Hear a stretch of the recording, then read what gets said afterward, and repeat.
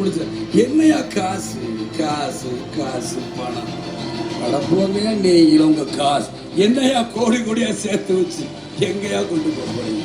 செத்தா கூட அருணாக்குடி அத்தி விட்டு தான் உள்ள தூக்கிட்டு போய் போதைக்கிறான். காசு கிடையாது, ஒண்ணு கிடையாது.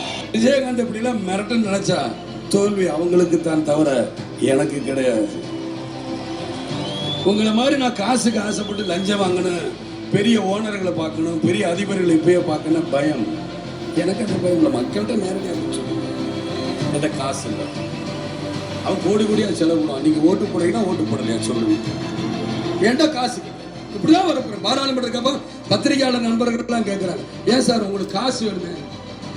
என்னுடைய பொருளாளர்களே என் தொண்டர்கள் தானே, என்னுடைய தாய்மார்கள் சகோதரர் இவங்க தான், வேற யாரும் என்னுடைய பொருளாளர் கிடையாது. இவங்களை நம்பிதான் நான் வரேன். நம்புறேன், என் மக்களை நம்புறேன். இந்த விஜயகாந்த் வாழ்ந்தான், இருந்தான், வாழ்ந்து கொண்டே இருப்பான். இந்த மக்களுக்காக தான் இருக்கிறது தான் நான். எனக்கு அது கிடைச்சா போதும். இதுமே நான் பார்க்காத புகழா பார்த்துட்டேன். 150 படம் நடிச்சு முடிச்சுட்டேன். உடனே 150 படம் நடிச்ச விஜயகாந்த் முதலமைச்சர் ஆசைப்படுறாருன்னா ஒருத்தங்க 1000 படத்தில் நடிச்சாங்க அவங்க என்னன்னு நான் அப்படி பேசலையே.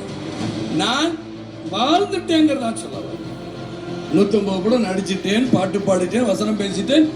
பார்க்காத பணம் கிடையாது, பார்க்காத புகழ் கிடையாது. இதுக்கு மேல நான் உன்னை ஆசைப்பட்டு வரணுங்கிற அவசியம் எனக்கு கிடையாது. எந்த நேரமும் பதவி பதவி பதவி பதவி பதவியை தக்க வைக்கிறது பார்க்கணும். இந்த பதவியை இந்த மக்களுக்கு நல்லது செஞ்சு போயா, நல்லது செஞ்சா நான் ஏன் கட்சி ஆரம்பிக்க போறேன்? நான் எதற்காக வரப்போறேன்? என்ன வேண்டும் மக்கள் தூக்கி பந்தாடிடுவாங்க. போ வீட்டுக்கு போ, இதான் நல்ல மனுஷன் இருக்காங்கன்னு சொல்லிப்பாங்களே. நீங்க தான் நல்லவர்கள் இல்லாத அழிக்கிறீங்களே.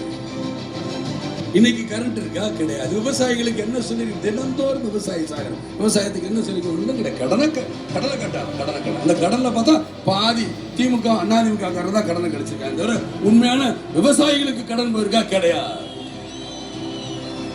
கூட்டுறவு சங்க கடன். நான் ஒரு திமுக அதிமுக வச்சுக்க, ஊராட்சி தலைவர், நானே ஒரு 10 பேர் பேர்ல நிலம் கொடுன்னு சொல்லி கடன் கொடு. இவங்க 10 பேர்ல கடனை வாங்கி இவங்க ஒரு டிராக்டர் வாங்கிக்கிறது, 4 கிரஷர் ஏதோ ஒன்று வாங்கி போட்டு இதை கடனை கட்டிடணும். இதை கடனை கட்டாமல் இருப்பாங்க, அவங்கள காணும். இந்த நேரம் பார்த்து அரசாங்கம் சொல்லிச்சு, நாங்கள் கூட்டுறவு சங்க கடன்லாம் ரத்து பண்ணுறோம், இவங்களுக்கு நிம்மதியாக போச்சு. ஆக தினந்தோறும் செத்துக்கிட்டு இருக்காங்க உண்மையான விவசாயிகள். இந்த விவசாயத்திற்கு ஏதாவது முடிவு பண்ணுறாங்களா? கேள்வி. கோதுமைக்கு மாத்திரம் நீங்க 1000 ரூபாய் வாங்கி தரீங்க, நெல்லுக்கு 1000 ரூபாய் கொடுனா ஐயோ 1000 ரூபாய் கொடு. விவசாயம் வாழணும், அதை நம்பி வாங்குற என் மக்களும் வாழணும். அதுதான் அரசாங்கம்.